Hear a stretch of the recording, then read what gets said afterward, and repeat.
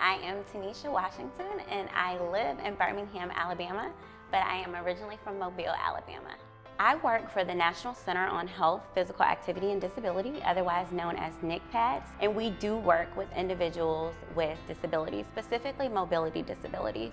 Hello, I'm Dr. Denise Morrow from Detroit, Michigan. We represent Be More. I serve as the Executive Director. Hi, my name is Delana Dickerson. I'm part of Be More organization, and I am the Director of Social Media. I was coming to her to ask her for support of starting my own business and my own brand. So I took on the role of being part of the Be More organization. I am the founder and executive director of NYC Together, which is a unique social justice organization based in North Brooklyn that partners with Patrol Borough Brooklyn North of the New York City Police Department to interrupt the school-to-prison pipeline by elevating the social justice tenets of police officers and allowing them to be part of the solution instead of the problem for young people that are experiencing challenges in school. I grew up in a middle-class home. My parents worked a lot of hours. I was eating a lot of takeout, and before I knew it, I was 21 years old and nearly 300 pounds. As a single mom, I needed to go and make sure that I had enough food for my family. I went to a food bank where I needed to fill out a form. I needed to sit in the seats and wait until my number was called. I then was walked through the food bank with another adult, and during this time, I was told what to put in my cart. I realized that I was becoming a number, I was becoming a name on a form, and that is not how I felt like other people should be treated. This motivated me to make sure that people have choices and people have options, and it's important that we instill those opportunities in our community. I saw that there weren't so many Latinos and Hispanics going back into the communities and sharing some hope and sharing their story. Today at La Nueva Esperanza, we do food and nutrition for individuals infected with HIV and AIDS, and we also cater to the substance abuse population, trying to provide hope in a community where I was born and raised and saw what devastation is and where there's no resources. My personal journey relates to my work in that I'm able to be just as vulnerable and just as insecure about my knowledge around healthy living as they are. And so when you are able to climb a mountain with somebody else, it's a lot easier to climb. And we get to do these things together. We get to try new foods and try new recipes and learn names of things and really focus on how we can create a safe, fun, and engaging environment to access health equity. I was raised by my mom, who was a single parent, tried to give us everything she could. I became a substance abuser as a young lady at the age of 18. I went to prison because of my substance use.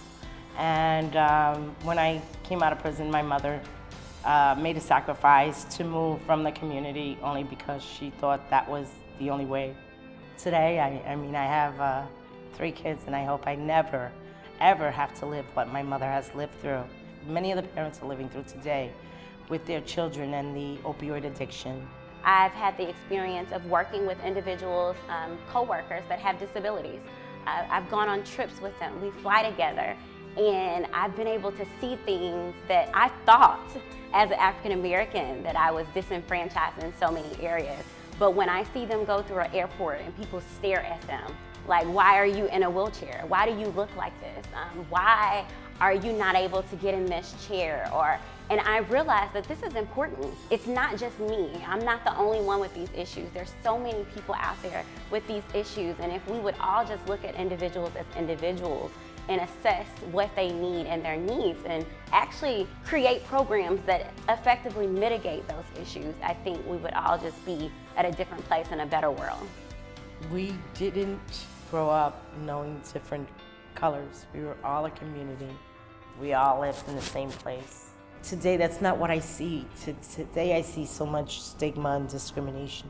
And I think that it's important for me to be the voice of those that don't have a voice. We noticed there was a gap in service for people that were 55 and older. We implemented a program called Walking with the Wise, knowing that we would be able to garner some wisdom from people that had grown up in generations before us. We really focus on social wellness as an avenue to help people keep their independence and also work on becoming a more holistic person, even at the age of 55.